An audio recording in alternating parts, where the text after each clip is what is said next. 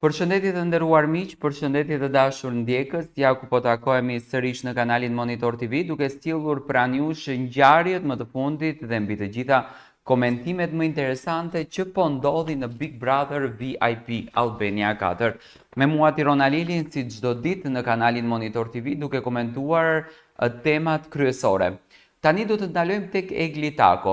Egli Tako është banorja rikthyer në shtëpi, domethënë një banore e cila u largua nga shtëpia për çështje sepse ishte e lodhur psikologjikisht, përdorte medikamente për depresion, përdorte medikamente për ankth, domethënë u largua nga shtëpia sepse nuk mundeshte më të përballoj gjendjen në të cilën ajo kishte rënë në dashuri apo kishte rënë në fiksim, do të ka treguar se vuan nga gjendje ankthi dhe ka trajtuar veten e saj nga kjo gjë, do të thënë një vajzë e cila humbi veten dhe u rikthye pas 9 ditëve.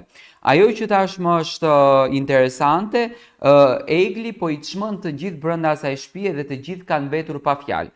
Ne për këtë gjë kemi pyetur një specialiste të psikologjisë e cila e njeh mirë këtë drejtim duke u munduar të marrim në fakt një përshkrim se si e përshkruan ajo fytyrën të Eglit, një personazh në depresion, apo jo, a ka kaluar ankth apo jo, a është gjitha kjo një skenar në bashkëpunim me produksionin për të arritur të kuptojmë se çfarë sekreti në fakt po fsheh Egli brenda vetes së saj, sepse një vajzë që deri dje qante, zhyteshte në mendime, rinte e shtrirë nëpër krevate, rinte e mërzitur, sot është kjo goca që domethënë zgjohet nga krevati, del për një 9 ditë, kthehet në shtëpi tani ose Egli ka hyrë me një mision të qartë për të shkatëruar gjestin dhe për të shkatëruar zemrën e tij apo për t'u hakmarrur kundër drejt gjestit, ose Egli është kjo vajza që domethënë ka vënë në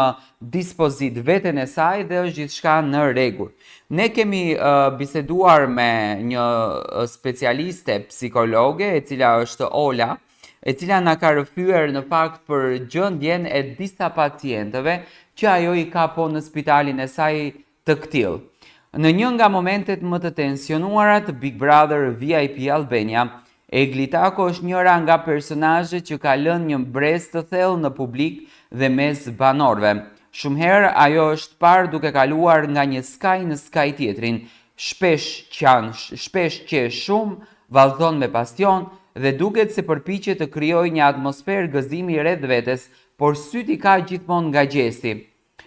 Por ajo çfarë ndodh nën sipërfaqe mbetet një mister i madh dhe ndoshta askush nuk ka mundur ende të zbuloj krejtësisht arsyet e sjelljes së saj të çuditshme dhe të ndryshueshme. Një ekspozit e pasigurt e luhatjeve dhe dispozicionit. Të paktën Ola kshu e nisi këtë shpjegimin. Do me thënë, ajo shpjegon detajisht mënyrën se si Ola po i logjikon gjërat. Egli thot është një personazh me dy faqe. Nga njëra anë ajo është shpesh e gjallë, e qeshur dhe energjike si një burim i pashtershëm i gëzimit, por ndonjëherë ashtu siç ngrihet ajo mund të bjerë shpejt në një heshtje të thellë dhe në një introspeksion të papritur që të lënë në pyetje të mëdha për atë që fshihet pas këtij maksimumi. Këto luhatje të disponimit janë të dukshme për publikun dhe shpesh të vërejtshme nga banorët, të cilët përpiqen ta kuptojnë këtë ngjyrosje të pasigurt të personalitetit të saj. Një moment që tërheq vëmendje është kur Egli me një energji të pashtershme është duke vallëzuar dhe qeshur, duke krijuar një atmosferë të ngrohtë dhe të këndshme. Por pas disa minutash, ajo mund të bëhet e ftohtë dhe tërësisht e papërfshirë, sikur e ka humbur lidhjen me të tjerët edhe me vetveten.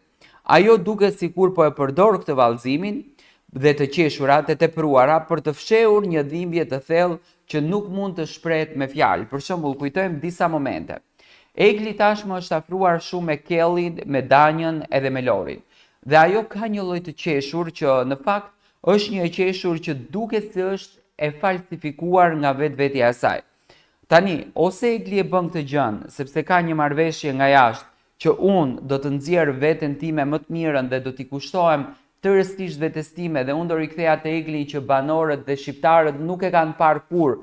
Do t'rregoj qëllimin tim për të cilin kam hyrë këtu, ose është kjo egli e cila ka hyrë për një akmarrje dhe dëshiron ta shkatërroj Rozanën edhe Gjestin dhe vetë të del triumfuese dhe të del me shpatën në dorë. Thot unë e kapa shpatën e tash i thot unë, si me thonë, çaj përpara. Do të thotë mund të jetë kjo egli. Sepse nuk arrim dot ta kuptojmë cili është qëllimi dhe cili është qëndrimi i saj. Është kjo goca që çan duke qesh në verandë, është kjo goca që qesh kënaqet, vallëzon dhe shikon Gjestin se çfarë po bën, ku po shkon, ku po hyn e ku po del. Dhe kjo të lë shumë të mendosh edhe të kuptosh se cili është qëllimi i saj.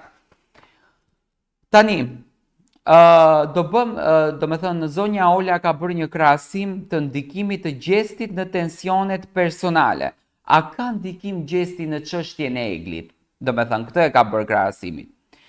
Ka mundësi, thot, që kjo gjendje psikologjike e eglit të lidhet me ndikimin e Gjestit në lojën e saj. Gjesti është një figurë e rëndësishme për të dhe shpesh ai është në qendër të mendimeve dhe të ndjenjave të saj. Mund të jetë se tensionet mes tyre kanë filluar të ndikojnë në mënyrën se si ajo reagon dhe ndikon tek të tjerët. Egli mund të jetë duke kaluar një periudhë të pasigurtë dhe të vështirë për shkak të marrëdhënies së saj me Gjestin, i cili ka shkaktuar një luhatje të ndjeshme të disponimit të saj. Çdo përplasje me të, çdo moment, ndarje dhe afërsie mund të shkaktojë një cikël të vazhdueshëm të tensioneve dhe të ndjesive të paqëndrueshme, por nga ana tjetër mund të jetë se luhatjet e disponimit të eglit kanë një shpjegim më të thellë që lidhet me të kaluarën e saj. Ka mundësi që ajo të jetë duke mbajtur brenda saj një ngarkesë emocionale të pashprehur nga periudhat kaluara të jetës së saj.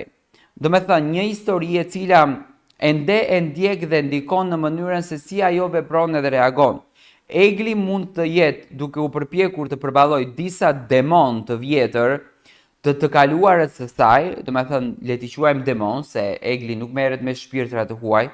Një pjesë që ajo ka zgjedhur të mbajë të fshehur dhe shpesh reflektohet në sjelljen e saj të paqëndrueshme, ajo mund të jetë në kërkim të një mënyre për të balancuar jetën e saj të brendshme dhe ndjesitë që ka, domethënë kjo qëndron më shumë, ndërsa në të njëjtën kohë përpiqet të ruajë një imazh të gëzueshëm dhe të këndshëm për të tjerët. Domethënë egli besoj që rihyri për të pastruar imazhin e saj, pasi që imazhin e saj e njollosi shumë me fenomenin përndjekse, sepse edhe Arbri dhe Neda si opinionistë të këtij spektakli ja patën thënë disa herë që mos e luaj rolin e përndjekses, por bëje eglin, qëllimin për të cilin ti ke hyrë në këtë Big Brother dhe na trego çfarë ke ti në jetën tënde, për çfarë njihesh ti.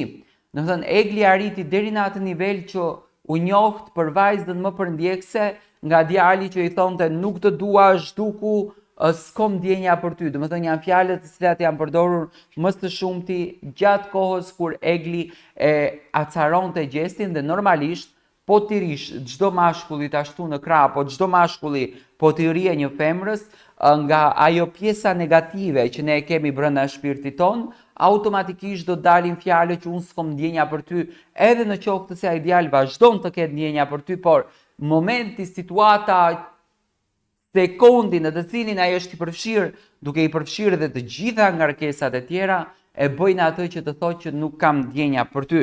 Dhe tani do ndajmë dhe një kombinim të faktorëve, të cilin e ka bërë zonja specialiste nderuar Ola, thotë kjo është një situatë shumë komplekse, ku mund të ketë një kombinim të faktorëve që ndikojnë në gjendjen psikologjike të eglit, ndikimi i Gjestit, tensionet dhe pasiguri që lindin nga marrëdhëniet me të, mund të jenë vetëm një pjesë e përgjigjes, domethënë jo gjithmonë, vetëm një pjesë e përgjigjes, por përtej kësaj egli mund të jetë duke luftuar me probleme më të thella personale, të cilat ndikojnë në mënyrën se si ajo po përjeton dhe përballet me emocionet e saj. Përmes luhatjeve të disponimit, ajo mund të jetë duke u përpjekur të mbajë nën kontroll dhimbjen e thellë, duke përdorur vallëzimin dhe të qeshurat një mask për të fshehur dhimbjen dhe pasigurinë që e shoqërojnë. Në fund, Egli është një personazh i kompleksuar që na tregon se pas çdo fytyre të gëzuar dhe energjike mund të fshihet një shpirt që lufton më shumë më tepër se sa duket. Dhe ndoshta ajo do të ndodhë në ditët e ardhshme, është të kuptojmë më shumë për atë që është duke ndodhur në brendësinë e saj dhe se sa ndikojnë marrëdhëniet dhe ndjesitë e saj të brendshme në sjelljen e saj në lojën që po bën brenda në shtëpinë e Big Brotherit. Tani, duke u bazuar në intervistën që motra e Eglit dha në momentin kur u largua nga surpriza që kishte me motrën e saj, ajo tha që Egli është kjo që po shihni këtu edhe jashtë. Tani pyetja ime në gjithë këtë rrëfim që unë bëra, dhe në të gjithë atë bashkëbisedim që unë pata me psikologen e nderuar Olën, të cilën dua ta falenderoj për dëshirën e saj për të kontribuar edhe ajo në një spektakël dhe në një komentim siç është Big Brother VIP Albania, dua të ndaloj të pyes në fakt juve se cila është Egli? Egli është kjo që ne e shohim tani, apo Egli është ajo e cila ishte para 9 ditëve në shtëpinë e Big Brotherit? Ju lutem jepni komentin tuaj në komentet të poshtë kësaj video.